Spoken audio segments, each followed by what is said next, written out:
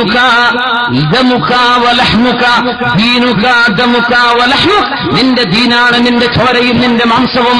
ഇതാണ് ഉഹദ് യുദ്ധത്തിൽ വന്ന മുദ്രാവാക്യം. അതായിരുന്നു ഖന്തക്കിൽ വന്നപ്പോൾ യാ മൻസൂർ, മൻസൂറായവനെ, യാ മൻസൂർ മിത്തു, മൻസൂറായവനെ ഞാൻ മരിച്ചു കഴിഞ്ഞാൽ ഞാൻ രക്ഷപ്പെടുകയാണ്. അല്ലാഹുവേ അല്ലാഹുവേ, ഞാൻ മരിക്കുന്നത് എനിക്ക് കിട്ടുന്ന രക്ഷയാണ്. ഈ വാക്ക് പറഞ്ഞുകൊണ്ടാണ് ഖന്തക്കിൽ സഹാബത്ത് യുദ്ധത്തിനിറങ്ങിയത്. അവർക്കൊക്കെ സ്ലോഗൻസ് ഉണ്ട്, മുദ്രാവാക്യങ്ങളുണ്ട്.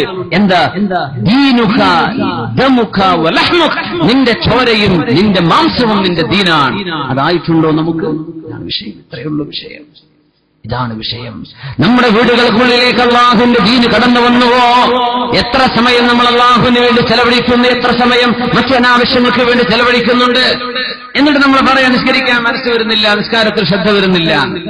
ഖദ് അഫ്ലഹൽ മുഅ്മിനൂൻ അല്ലദീന ഹും ഫീ സ്വലാത്തിഹിം ഖാശിഊൻ വല്ലദീന ഹും അനിൽ ലഗ്വി മുഅ്രിദൂൻ. അതുകൊണ്ട് ഖുർആൻ പറഞ്ഞു മുഅ്മിനീങ്ങൾ വിജയിക്കുന്നുണ്ട്. ആരാണവര്? الذين هم في صلاتهم خاشعون, നിസ്കാരത്തിൽ ഭയഭക്തിയുള്ളവർ. ഉടനെ പറഞ്ഞ വാക്കെന്താണ്? والذين هم عن اللغو معرضون, അനാവശ്യങ്ങളിൽ നിന്ന് മുഖം തിരിക്കുന്നവരെ അവർക്ക് വിജയമുണ്ട്. എന്താണ് ഈ അനാവശ്യം? നമ്മുടെ സിനിമയും സീരിയലുകളും അനാവശ്യങ്ങൾ അല്ലെങ്കിൽ യാ തുറ, നീ പറഞ്ഞതാ ഏതാണ് പിന്നെ അനാവശ്യങ്ങൾ? ഏതാണ് അനാവശ്യം? അനാവശ്യങ്ങളിൽ നിന്ന് മുഖം തിരിക്കുന്നവർക്കാണ് നിസ്കാരത്തിൽ ഭയഭക്തി ഉണ്ടാവുകയുള്ളൂ. സിനിമ കണ്ടിട്ട് സിനിമാ തിയേറ്ററിൽ നിന്ന് ഇറങ്ങി വരികയാണ്, പാട്ട് കേട്ട് ഇറങ്ങി നടക്കുകയാണ്. നിന്റെ മനസ്സിൽ മുഴുവനും സീരിയലും അതിന്റെ അടുത്ത എപ്പിസോഡുകളെ സംബന്ധിച്ചുള്ള ഗമനമാണ്, അതിന്റെ ഗണനങ്ങളാണ് മനസ്സിൽ ഗണിച്ചുകൊണ്ടിരിക്കുകയാണ്. എവിടെയാണ് നിനക്ക് നിസ്കാരത്തിൽ ഓർമ്മ ഉണ്ടാവുക? നിസ്കാരത്തിൽ ഭയഭക്തി ഉണ്ട് എന്ന് പറഞ്ഞ ഉടനെ അല്ലാഹു പറഞ്ഞ വാക്ക് വല്ലദീന ഹും അനിൽ ലഗ്വി മുഅ്രിദൂൻ. ഈ സിനിമകളും സീരിയലുകളും ഏർപ്പാടുകളും ഒക്കെ ഈ ഉമ്മത്ത് മാറ്റിവെക്കാതെ നിസ്കാരത്തിൽ അവർക്ക് അല്ലാഹുവിനെ സംബന്ധിച്ച് ഓർക്കാനും കഴിയില്ല. ഉമർതങ്ങൾ പറയുമായിരുന്നു, എത്രയോ ആളുകൾ എത്ര ആളുകൾക്ക് ഇസ്ലാമിലായി വയസ്സാവുന്നുണ്ടെന്നാൽ തലമുടി നിരക്കുന്നുണ്ട്. ഒരു നിസ്കാരം പോലും അല്ലാഹു സ്വീകരിച്ചിട്ടുണ്ടാവില്ല. നിസ്കാരം 5 വക്ത് നിസ്കരിച്ചിട്ടുണ്ട്, അല്ലാഹു സ്വീകരിച്ചിട്ടുണ്ടോ? ഉണ്ടാവില്ല. എന്റെ കാരണം ഒരു മനുഷ്യന്റെ നിസ്കാരത്തിലേക്ക് പ്രവേശിച്ചു കഴിഞ്ഞാൽ എത്രയാണോ നിങ്ങൾ അല്ലാഹുവിനെ സൃഷ്ടാവിനെ ഓർക്കുന്നത്, സൃഷ്ടാവിനെ സംബന്ധിച്ച് എത്രയാണോ നിങ്ങൾ ഓർക്കുന്നത്, ആ ഓർക്കുന്ന നേരത്തേക്ക് നിങ്ങളുടെ ആരാധനയ്ക്ക് നിങ്ങൾക്ക് പുണ്യമുള്ളൂ, നിങ്ങൾക്ക് എന്തുള്ളൂ? നിങ്ങൾക്ക് കൂലിയുള്ളൂ. അല്ലാഹുവിനെ പറ്റി എത്ര ഓർത്തു? നമ്മൾ കയ്യും കെട്ടി കോഴിക്കോട്ടങ്ങാടിയിലും മാവൂരും കണ്ണൂരും തലശ്ശേരിയൊക്കെ പോയി ഇവരാണ്. ആ നിസ്കാരത്തിൽ എന്തുണ്ട്? അല്ലാഹു അക്ബർ, അല്ലാഹു വലിയവനാണെന്ന് പറയും ചെയ്യും. നമ്മൾ ഓർത്തിട്ടില്ല അല്ലാഹുവിനെ. ഈ രീതിയിലാണ് നമ്മുടെ വീടിന്റെ ചുറ്റുപാടുകൾ, നമ്മുടെ ചുറ്റുവശങ്ങൾ നമ്മുടെ ഖൽബിനെ പിടിച്ചു വലിച്ചുകൊണ്ടിരിക്കുകയാണ്. വഅ്മുർ അഹ്ലക ബിസ്സലാഹ് വസ്തബിർ അലൈഹാ ലാ നസ്അലുക റിസ്ഖൻ നഹ്നു നർസുഖുക. നബിയേ, വഅ്മുർ അഹ്ലക ബിസ്സലാഹ്, ആളുകളോട് വീട്ടുകാരോട് നിസ്കരിക്കാൻ കൽപ്പിക്കണം നബിയേ. നമ്മുടെ ഭാര്യമാര്, നമ്മുടെ ജ്യേഷ്ഠന്മാര്, അനിയന്മാര്, നമ്മുടെ പെങ്ങന്മാര്, നമ്മുടെ മാതാപിതാക്കൾ, നമ്മുടെ കൊച്ചനുജന്മാർ, അനിയത്തിമാര്, അവര് നിസ്കരിക്കട്ടെ. വഅ്മുർ അഹ്ലക ബിസ്സലാഹ്, നിസ്കരിക്കുന്നുണ്ടോ? വസ്തബിർ അലൈഹാ, ക്ഷമയോടുകൂടെ നിലനിന്നു പോരണം. നിസ്കാരം എളുപ്പമല്ല. അല്ലാഹു അക്ബർ എന്നും അല്ലാഹു ഏറ്റവും വലിയവനാണെന്ന് പറഞ്ഞ് നമ്മുടെ മുമ്പിൽ മറ്റ് ചിന്തകൾ വന്നാൽ അല്ലാഹുവിനേക്കാളും വലുത് മറ്റൊന്നായി മാറിക്കഴിഞ്ഞു. അല്ലാഹുവിന്റെ മുമ്പിൽ ഇന്ന സ്വലാത്തി വനുസുകി വമഹ്യായ വമമാതി ലില്ലാഹി റബ്ബിൽ ആലമീൻ. വീട്ടുകാരോട് നിസ്കരിക്കാൻ പറയാൻ പറഞ്ഞു വിശുദ്ധ ഖുർആൻ. എന്തിന്? നിനക്ക് ജോലി വേണോ? വീട്ടുകാരോട് നിസ്കരിക്കാൻ പറയും. നിന്റെ ബിസിനസ്സുകളിൽ വർധന വേണോ, ബറക്കത്ത് വേണോ? വീട്ടുകാരോട് നിസ്കരിക്കാൻ പറയും. ജോലി നഷ്ടപ്പെടുമെന്ന് പേടിയുണ്ടോ? വീട്ടുകാരോട് നിസ്കരിക്കാൻ പറയും. നബിയെ, കുടുംബങ്ങളോട് വീട്ടുകാരോട് നിസ്കരിക്കാൻ കൽപ്പിക്കണേ. വസ്തുബിർ അലൈഹ, ക്ഷമയോടുകൂടെ നിലനിന്ന് പോരേണമേ. ലാ നസ്അലുക റിസ്ഖൻ, അങ്ങയോട് നാം ഭക്ഷണം ചോദിച്ചില്ലല്ലോ. കാരുണ്യവാനായ അല്ലാഹുവിന് നിങ്ങളാരും ഭക്ഷണം കൊടുക്കേണ്ടതില്ല. നഹ്നു നർസുഖുക, നിനക്ക് ഭക്ഷണം ഞാൻ തരാം, നീ ഞാൻ പറഞ്ഞ പോലെ ജീവിക്കുക. ഇതാണ് വിഷയം. പരിശുദ്ധ ഹബീബ് സല്ലല്ലാഹു അലൈഹി വസല്ലം തങ്ങൾ മനുഷ്യ ജീവിതത്തിന്റെ മുസ്ലിം ഉമ്മത്തിന്റെ മാർഗരേഖ എന്ന ഒരു വളരെ മനോഹരമായ ഒരു ഖുദ്സിയായ ഹദീസ് അതുകൂടെ ഞാൻ സമർപ്പിക്കുകയാണ്. അഷ്റഫുൽ ഖൽഖ് സല്ലല്ലാഹു അലൈഹി വസല്ലം യർവി അൻ റബ്ബിഹി അസ്സ വജല്ല അല്ലാഹുവിൽ നിന്ന് ഉദ്ധരിക്കുകയാണ്. യബ്ന ആദം അലൈഹിസ്സലാം, നമ്മുടെ വാപ്പല്ലേ അലൈഹിസ്സലാം, യബ്ന ആദം عليه السلام خلقتك للعبادة فلا تلهو وقسمت لك رزقك فلا تتعب يا ابن آدم فإن أنت رضيت بما قسمته لك أرحت قلبك وبدنك وكنت عندي محمودا يا ابن آدم عليه السلام فإن لم ترض بما قسمته لك فوعزتي وجلالي لأسلطن عليك الدنيا تركض فيها ركض الوحوش في البرية ثم لا ينالك منها إلا ما قسمته له يا ابن آدم خلقت السماوات والأرض ولم أعي بخلقهن أفيعيني رغيف عيش أسوقه إلى فمك يا ابن آدم عليه السلام لا تسألني يا ابن آدم لم أنس رزق من لم يعبدني فأنسى رزق من عبدني يا ابن آدم لا تسألني رزق غد فإني لم أطالبك بعبادة غد പരിശുദ്ധ റസൂലുള്ളാഹി സ്വല്ലല്ലാഹു അലൈഹി വസല്ലം ഔ ബിമഅനൽ ഹദീസ് നിബിധങ്ങൾ പഠിപ്പിക്കുന്ന വളരെ മനോഹരമായ ഖുദ്സിയായ ഹദീസ്. ആദമിന്റെ സന്തതിയെ മനുഷ്യ ഖലഖ്തുക ലിൽ ഇബാദ, നിന്നെ പടച്ചത് നിന്റെ രക്ഷിതാവിനെ നീ കണ്ടെത്താനാണ്. അതിനാണ് നമ്മൾ പടച്ചത്. നമ്മുടെ ലക്ഷ്യമതാണ്, മുസ്ലിമിന്റെ ലക്ഷ്യമതാണ്. വീടുണ്ടാക്കലോ കുട്ടികളെ കെട്ടിക്കലോ ഇത് നിന്റെ ലക്ഷ്യമല്ല, ജീവിത ലക്ഷ്യമല്ല. നിന്റെ ജീവിതത്തിന്റെ ഭാഗമായേക്കാം. ലക്ഷ്യമെന്താണ്? നമ്മളിപ്പോ എന്തിനാ നമ്മൾ പാക ജീവിക്കണം? എന്തിനാ? പെരണ്ടാക്കണം. പെരണ്ടാക്കിയാലോ കുട്ടികളെ കെട്ടിക്കണം. കുട്ടികളെ കെട്ടിച്ചാലോ ഒലുക്ക് കുട്ടികളായി. അപ്പൊ പിന്നെ ഒലുക്ക് ഇങ്ങനെ നമുക്ക് മരിക്കാൻ പോലും നേരമില്ല. നമ്മൾ ആകെ എന്റെ ജീവിതത്തിന്റെ പ്രധാന ലക്ഷ്യം എന്താണെന്ന് ചോദിച്ചാൽ എനിക്ക് വീടുണ്ടാക്കണം. അതല്ല എന്റെ ലക്ഷ്യം, എന്റെ റബ്ബിന് കുറെ ഇബാദത്ത് ചെയ്യണം. അതെവിടെയായാലും ജന്നതി ഫീ ഖൽബി, എന്റെ സ്വർഗം എന്റെ ഹൃദയത്തിലാണ്. നമ്മൾ എവിടെ പോയാലും നമ്മുടെ വഖൽബി മഈ, ഏത് ചെറ്റക്കുടിൽ ജീവിച്ചാലും വാടക വീട്ടിൽ ജീവിച്ചാലും വീടില്ലെങ്കിലും ബസ് സ്റ്റാൻഡിൽ കിടന്നുറങ്ങിയാലും നമ്മുടെ ഖൽബ് നമ്മുടെ കൂടല്ലേ. ആ ഖൽബ് കൂടെ നമുക്ക് സ്വർഗം ഉണ്ടാക്കാൻ പറ്റുന്നതാണ്. യബ്ന ആദം, ആദമിന്റെ സന്തതിയെ ഖലഖ്തുക ലിൽ ഇബാദ, നിന്നെ പടച്ചത് ഇബാദത്ത് ചെയ്യാനാ. എന്താ ഇബാദത്ത് എന്ന് പറഞ്ഞാൽ നിസ്കരിക്കൽ മാത്രമാണോ? നിസ്കാരം മാത്രമാണോ ഇബാദത്ത്? അല്ല, വേറെ എത്ര ഇബാദത്തുണ്ട്. നിസ്കാരമല്ലാത്ത ഇബാദത്തുകൾ ഉണ്ടല്ലോ എത്രയോ. ഒരു മുഅ്മിനായ മനുഷ്യൻ വഇന്നീ ലഅഹ്തസിബു നൗമതി കമാ അഹ്തസിബു ഖൗമതി വഅഹ്തസിബു ശർബതി വഅക്ലതി. ഉലമാ അങ്ങനെ പറയാറുള്ളത്, എന്റെ ഉറക്കം കൊണ്ട് അല്ലാഹു കൂലി തരുമെന്ന് ഞാൻ പ്രതീക്ഷിക്കുന്നു. എങ്ങനെ? ഞാൻ ഉറങ്ങിയിട്ട് എഴുന്നേറ്റുള്ള നിസ്കാരമുണ്ടല്ലോ, ആ നിസ്കാരം കൊണ്ടും എനിക്ക് കൂലി ലഭിക്കുമെന്ന് പ്രതീക്ഷിക്കുന്ന പോലെ എന്റെ ഉറക്കത്തിനും അല്ലാഹു കൂലി തരുമെന്ന് ഞാൻ പ്രതീക്ഷിക്കുന്നു. ഞാൻ കുടിക്കുന്ന വെള്ളം, കഴിക്കുന്ന ഭക്ഷണം, ഇതിനൊക്കെ അല്ലാഹു എനിക്ക് കൂലി തരുമെന്ന് ഞാൻ പ്രതീക്ഷിക്കുന്നു. നമ്മുടെ സ്വാലിഹീങ്ങളായ അള്ളാഹുവിന്റെ ഇബാദത്തുകൾ എങ്ങനെയാ പറഞ്ഞത്? എന്താ വിഷയം എന്നറിയോ? നമ്മളിപ്പോ നോമ്പുറക്കൂലേ? നോമ്പുറക്കുമ്പോൾ പ്ലേറ്റിലുള്ള തീർക്കലല്ല നമ്മുടെ ലക്ഷ്യം. ഞാൻ നോമ്പ് തുറന്നാൽ എന്നാലല്ലേ മഗ്രിബിനും ഇശാക്കും തറാവീഹ്ക്കൊക്കെ ഒരു ഉന്മേഷം ഉണ്ടാവുള്ളൂ. എനിക്ക് ആരോഗ്യം വേണ്ടേ? ഞാൻ അതിനാണ് ഈ തിന്നുന്നത്. അപ്പോ ആ തിന്നുന്നത് ഇബാദത്താണ്. വെള്ളം കുടിച്ചു, കുറെ ഭക്ഷണം നമ്മൾ ഒരുപാട് കഴിച്ചു. നോമ്പ് ഇപ്പൊ ഇൻഷാ അല്ലാഹ് ഇനിയിപ്പോ സമയം കഴിയാനായി, എന്നാലും പറയാണ്, നോമ്പ് പട്ടിണി കിടക്കുന്ന മാസമാണ്, തിന്നാനുള്ള മാസമല്ല. കോഴിക്കോട്ടുകാരോടൊക്കെ പ്രത്യേകിച്ച് പറഞ്ഞൊക്കെ ഉണ്ടായിരുന്നു. മുട്ടന്മാരൊക്കെ ഇവിടെ നിന്നല്ല തുടങ്ങിയത്. എല്ലാ പലഹാരങ്ങളും അപ്പങ്ങളൊക്കെ പെണ്ണുങ്ങൾ ഉണ്ടാക്കി കുഴങ്ങി. എന്തിനാ പെണ്ണുങ്ങൾ ഇങ്ങനെ ഉണ്ടാക്കി കുഴങ്ങേണ്ട വല്ല കാര്യമുണ്ടോ? റമളാനിലെങ്കിലും ഭക്ഷണം കുറച്ചിട്ട് എന്ത് ചെയ്യാ? ഇബാദത്തിന് വേണ്ടി മുഴുവൻ സമയത്ത് പെണ്ണുങ്ങൾ ഭക്ഷണം ഉണ്ടാക്കി കുഴങ്ങാണ്, നമ്മൾ ഉണ്ടാക്കിപ്പിക്കുകയാണ്. അതിഥികൾ മനസ്സിലാക്കുക, റമളാന് ഒരു പത്തിരിയും കറിയൊക്കെ ഉണ്ടെങ്കിൽ ഉണ്ടാവുള്ളൂ. 4 കൂട്ടം കറിയും 4 അപ്പങ്ങളും ഇതൊന്നും വേണമെന്ന് പ്രതീക്ഷിച്ച് ചെല്ലും വേണ്ട. വല്ല നോമ്പർക്കും പോവാണെങ്കിൽ പെണ്ണുങ്ങൾ ഉണ്ടാക്കും വേണ്ട. വളരെ മിനിമം മതി. എത്രയോ ഒരു നേരത്തെ ഭക്ഷണം കഴിക്കാതിരിക്കണുള്ളൂ.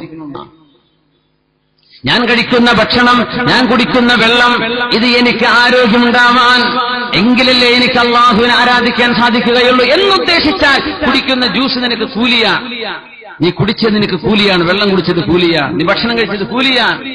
ഉറങ്ങാണ്. പടച്ചവനെ ഞാൻ ഉറങ്ങണല്ലോ, എന്നാലല്ലേ എനിക്ക് ഉന്മേഷം ഉണ്ടാവുള്ളൂ, നാളെ അധ്വാനിക്കണം, ജോലിക്ക് പോകണം. അള്ളാഹു എനിക്ക് ഉറങ്ങണല്ലോ, ആ ഉറക്കത്തിൽ നീ ബർക്കത്ത്, നീ ഉറങ്ങി നീക്കുമ്പോഴേക്കും ഇബാദത്തായി എഴുതി വെക്കപ്പെട്ടു. എത്ര ഉറക്കം നമുക്ക് മിസ്സായി പോയി എങ്ങനെയാണെങ്കിൽ അല്ലേ.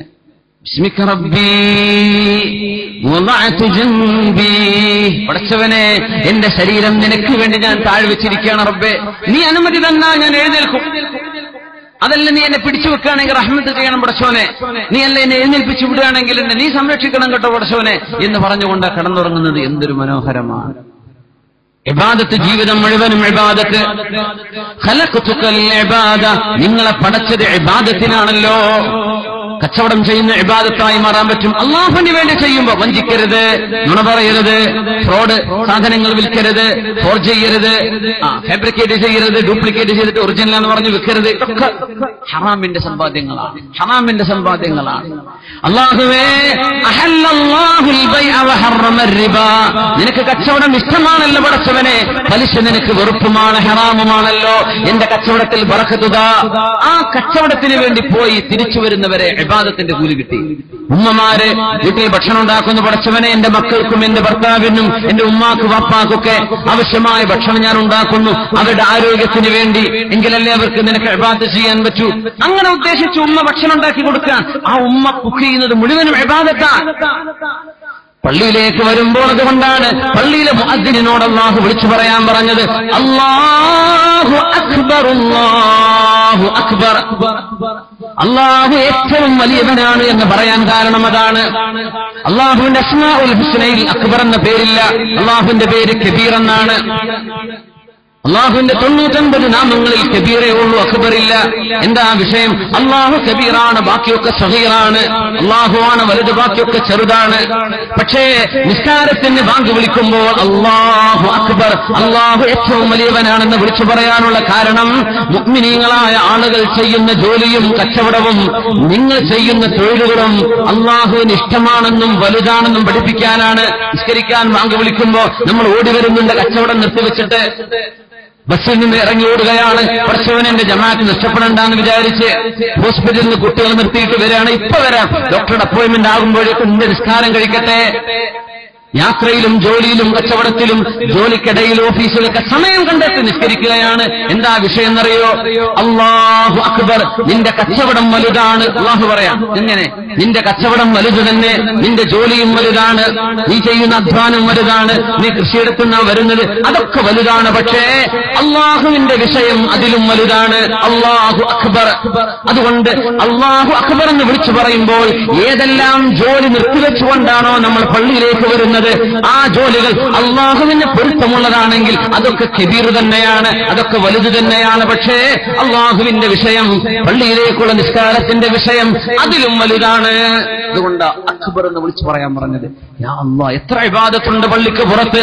അല്ലാഹുമ്മ ഇന്നി അസ്അലുക മിൻ ഫദ്ലിക, പള്ളിയിൽ നിന്ന് പുറത്തിറങ്ങുമ്പോഴും അല്ലാഹുവേ നിന്റെ ഔദാര്യം നീ എനിക്ക് തുറന്നു തരയണമേ. അല്ലാഹുമ്മ ഇഫ്തഹ് ലി അബ്വാബ റഹ്മതിക, നിന്റെ റഹ്മത്തിന്റെ വാതിലേക്ക് തുറന്നു തരയണമേ. അകത്ത് കടക്കുമ്പോ പുറത്തിറങ്ങുമ്പോ നിന്റെ ഔദാര്യം തരയണമേ. അതിനർത്ഥം എന്താ? പള്ളിക്ക് പുറത്തും ഔദാര്യമുണ്ട്. ഫഇദാ ഖുദിയത്തിസ് സ്വലാത്തു ഫന്തശിറൂ ഫിൽ അർദ് വബ്തഗൂ മിൻ ഫദ്ലില്ലാഹ്. അല്ലാഹുവിന്റെ ഔദാര്യം എമ്പാടുമുണ്ട്.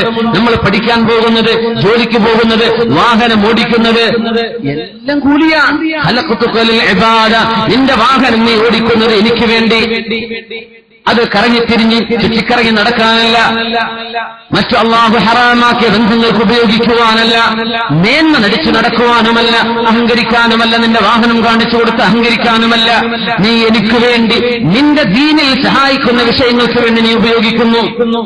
അതിൽ തബഖ്തുറില്ല, ഖുയലാ ഇല്ല, കിബ്റില്ല, ഉജ്ബില്ല, റിയാ ഇല്ല, എങ്കിൽ അള്ളാഹുവിനത് പൊരുത്തമാണ്. ഖലഖതുക ലിൽ ഇബാദ, നിന്നെ പടച്ചത് എന്നെ അറിഞ്ഞു ജീവിക്കുവാനാ. എന്തൊരു മനോഹരമായ ഹദീസ്. ഫലാ തൽഹു, അതുകൊണ്ട് നീ കളിച്ചു തീർക്കല്ല, ജീവിതം കളിച്ചു തീർക്കരുത്. തുച്ഛമായ 60 70 വർഷം ജീവിക്കാനുള്ള ഒരു ചെറിയ കാലത്ത് ലോകം കഴിഞ്ഞ അവിടുന്ന് പോയേ പറ്റൂ, തെലങ്കാനയിലേക്ക് കൊടുത്തേ പറ്റൂ. പോയേ പറ്റൂ. അങ്ങനത്തെ ഒരു ലോകത്താണ് വന്നത്. നീ എന്ത് ചെയ്യരുത്, കളിച്ച് സമയം കളയരുത്, കളിച്ച് സമയം തീർക്കല്ല. എന്റെ ചെറുപ്പക്കാരോട് പറയട്ടെ, കളിക്കാൻ വേണ്ടി ജീവിക്കുന്ന ആളുകളുണ്ട്.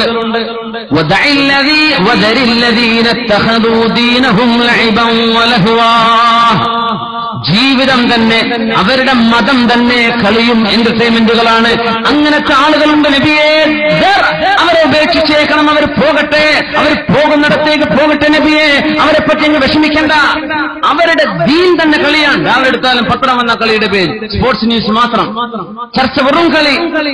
മറ്റവൻ എത്ര എടുത്തു, ഇവൻ എത്ര അവിടെ കിട്ടി, ഇനി ഏതൊക്കെ ടെസ്റ്റ് കളിക്കാൻ പോകുന്നത്, ഏതൊക്കെ അടുത്ത കപ്പ് എവിടെയാണ്, ഇവിടൊക്കെ.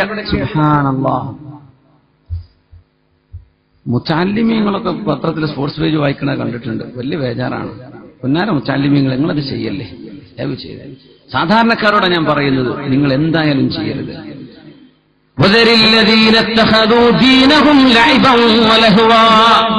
ജീവിതം തന്നെ, മതം തന്നെ കളിയാക്കി വെച്ചവര് അത് തന്നെ കളിയാണ്. അങ്ങനത്തെ ഒരു ലോകത്താണ് നമ്മൾ മാറിയത്. കളി ഭയങ്കര സീരിയസ് ആണ്. സീരിയസ് വിഷയങ്ങളൊക്കെ തമാശയും. അതാണ് വിഷയം. കളിയുടെ ഒക്കെ നിയമങ്ങൾ കണ്ട എന്താ UN നിയമം പോലെ ഒരു കളിയിലെ നിയമം. ഒരു ഫൗൾ ചെയ്താലൊക്കെ എന്തൊക്കെ നിയമങ്ങൾ കേൾക്കുന്ന കളിയാണത്. കളിന്റെ നിയമം ഭയങ്കര കാര്യമാണ്. അതാ വിഷയം. കാര്യം ഫുള്ള് കളി.